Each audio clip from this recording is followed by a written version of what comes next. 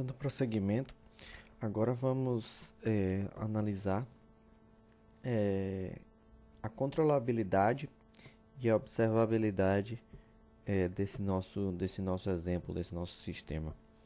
Só lembrando que a observabilidade é a capacidade que, com esse modelo de espaço de estado, você tenha de medir ou observar todos os estados desse sistema, que no nosso caso é a posição, a velocidade e a corrente. E a controlabilidade, que é a capacidade de você, alterando a entrada, você consiga levar a saída a um dado ponto num tempo finito. Para isso, nós vamos usar duas funções nativas do MATLAB que que elas criam as matrizes de controlabilidade e as matrizes e a matriz, na verdade, de observabilidade. Para isso, o que nós vamos fazer é criar uma variável que eu vou chamar de CM, que é a matriz de controlabilidade, que nada mais vai ser nada mais do que ela não vai ser nada mais do que o resultado dessa operação, que é dessa função, que é ctrb.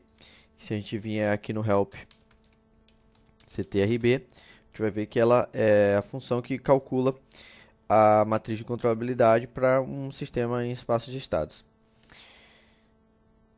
Como a gente viu lá no vídeo anterior, é, essa controlabilidade ela vai depender somente da matriz A e da matriz B do meu sistema. Então, para isso, as entradas são a matriz A e a matriz B. Com isso, eu já tenho a minha matriz de controlabilidade CM. Aí você pensa, mas como é que eu vou testar essa controlabilidade?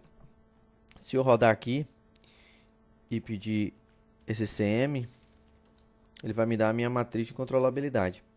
Isso aqui eu penso, o que é que isso quer dizer? Isso quer dizer que se eu não tenho nenhuma coluna toda zero, quer dizer que todos os meus estados eles são controláveis. Como é que a gente testa isso? Porque essa operação chama o posto da matriz. E como é que a gente vai calcular? A gente vai calcular usando uma outra função do MATLAB, que é a função rank, que nada mais é do que ele fala o número de variáveis singulares em A que são maiores do que uma dada tolerância. No nosso caso, maiores que zero. E como é que a gente vai fazer essa análise? Vamos colocar aqui um if, que é o que? Se o rank de CM, ou seja, o posto, né? Se o posto de CM for maior ou igual à minha quantidade de estados, essa matriz ela é controlável. Então eu vou colocar aqui um display, modelo, modelo controlável. O que é que isso aqui vai fazer? Ele vai verificar se o meu posto tem se ele tem o mesmo número de valores singulares do que no caso aqui é o tamanho no caso, número de colunas da minha matriz A, que é igual ao meu número de estados. Se isso for positivo, eu vou ter que o meu modelo é controlável. Vamos rodar aqui para verificar. A gente pode ver que o meu modelo realmente ele é controlável. Se eu fizer aqui rank x, eu vou verificar. Desculpa. Rank cm. Vou verificar que a minha resposta foi 3, ou seja, todos os meus 3 estados eles são controláveis. Em seguida, o que nós vamos fazer é de forma muito semelhante, que é a matriz de observabilidade. Da mesma forma, Eu boto aqui a matriz de observabilidade é igual ao comando observe. Só que como a gente viu lá no vídeo anterior, a observabilidade ela só depende da minha matriz A e da minha matriz C, como que a função já está me indicando. Então eu entro aqui também com a matriz C do meu sistema.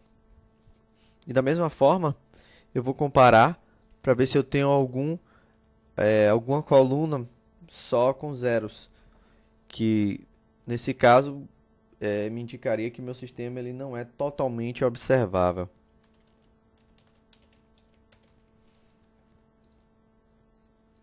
Aqui é OM.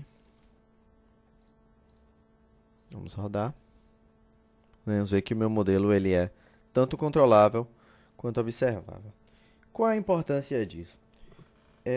Quando nós analisamos a observabilidade do sistema, a gente quer dizer muito quando, na verdade, isso quer dizer que quais são essas variáveis, quais são esses estados que eu estou realmente medindo. Por exemplo, medir a corrente é relativamente fácil, perto de medir a velocidade ou a posição, ou num sistema químico, por exemplo, concentração. São estados que são de difícil observabilidade, digamos.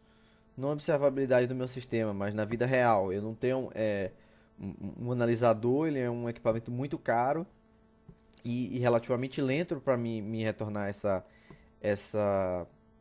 essa medida para usar, por exemplo, num sistema de controle. O que eu posso fazer? Eu posso escolher ou determinar como vai ser a minha matriz C, que é a minha matriz de saídas, para que eu tenha uma melhor alocação desses meus dispositivos de leitura. De que forma? Por exemplo, digamos que no meu sistema, né, que eu tenho posição, velocidade e corrente, que eu não conseguisse medir a velocidade. Ainda assim, será que eu conseguiria, pelo meu modelo, estimar essa velocidade? E como é que eu faço? Eu vou ter que testar isso alterando a minha matriz C. Como eu sei que a minha matriz C ela é de 3x3, né? Porque ela tem a mesma dimensão da matriz A, no meu caso. Por exemplo, eu vou fazer uma modificação como se eu não medisse a velocidade, eu só medisse a posição e a corrente. E aí eu vou verificar, o meu sistema ele continua sendo totalmente observável, eu consigo o valor de todos os estados, vamos observar. No caso, como a matriz C, ela tinha lá, se você relembrar, ela era uma matriz diagonal, ou seja, eu tinha todos os meus estados eles eram medidos. Aqui no caso agora eu vou fazer uma modificação e eu vou colocar o primeiro estado para ele não ser medido, que no caso é a posição. Mas será que ainda assim eu conseguiria, pela minha matriz de espaço de estados, estimar essa posição? Como eu vamos fazer esse teste. No caso aqui a segunda linha é a minha velocidade, ela é medida, e a terceira linha, que é a minha corrente, ela também é medida. Pronto. Agora o que eu fiz? Eu modifiquei a minha matriz C de forma que eu não mais meço a velocidade. E aí vamos fazer o mesmo teste. Vou colocar aqui como OM2, que é a minha matriz de observabilidade 2, com a mesma matriz, né? A matriz A e a matriz C. E aí eu vou verificar se o posto dessa matriz é igual ao número de estados, se ela continua observável. Se eu rodar aqui agora, eu vou ver que a minha matriz ela continua observável. O que faz total sentido, porque a minha velocidade ela é a derivada da minha posição. Logo, se eu meço a minha posição, eu consigo a minha derivada. Basicamente é isso. Com isso aí a gente já pode alocar os nossos sensores, os nossos medidores, de forma que eu consiga ainda estimar os valores dos estados do meu sistema, mesmo sem medi-los, que foi o caso aqui, que a gente pode futuramente projetar um estimador para a velocidade sem medi-la, somente medindo a corrente e a posição desse sistema. Só lembrando que todos esses programas criados aqui no vídeo, eles vão ser disponibilizados aqui na descrição do vídeo. Obrigado.